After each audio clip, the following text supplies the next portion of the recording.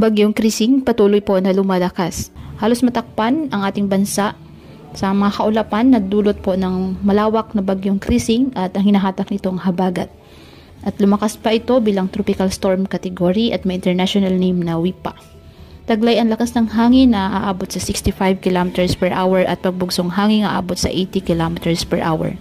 Itinaas naman ang signal number 2 sa Batanes, Cagayan kasama ang Babuyan Islands, Hilaga at silangang bahagi ng Isabela, Apayao, hilagang bahagi ng Kalinga, hilagang bahagi ng Abra, Ilocos Norte, hilagang bahagi ng Ilocos Sur.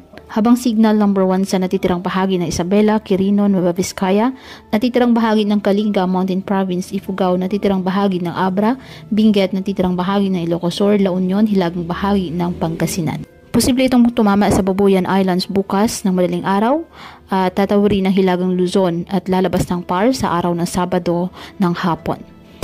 Kaya patuloy pa rin po natin na pinapayuhan ang ating mga kababayan na maging maingat